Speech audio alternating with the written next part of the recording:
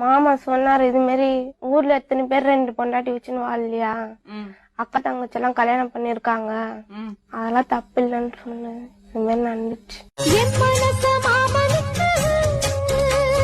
ஏமா எப்பவுமே இப்படிதான் இருப்பாளா? ரொம்ப பேச மாட்டேன் மேடம். அப்படியா? அமைதியா தான் இருப்பான். அமைதியா இருந்துதான் இந்த வேலை பண்ணிருக்கலாம்.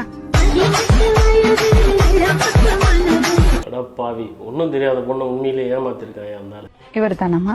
இவர் தான். உங்களுக்கு ஒரு குழந்தை இருக்கு தெரியும். நீங்க சும்மா போயிட்டு வந்தீங்கல்ல, அங்க ஒரு விஷயத்தை விட்டுட்டு 100% சொல்றேன் அந்த குழந்தை. ஆனா இப்பவும் சொல்றேன் 100% அந்த குழந்தைக்கு அப்பா நான் இல்ல மேடம். சார் எப்படி தெரியும் உனக்கு? ஜாதகம் பாத்தீங்களா?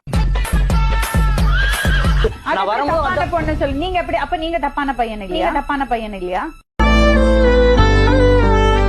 எதுக்கு தேவையில்லாம யாரோ உங்களை பாக்கணும் சொன்னா நீங்க போறீங்க?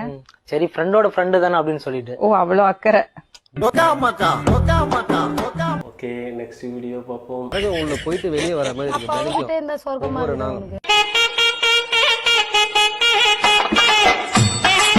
கரெக்டா தானே கேக்குறாங்க. அவங்க கூட போனா மட்டும் சொர்க்கத்துக்கு போற மாதிரி இருக்குது அவனுக்கு.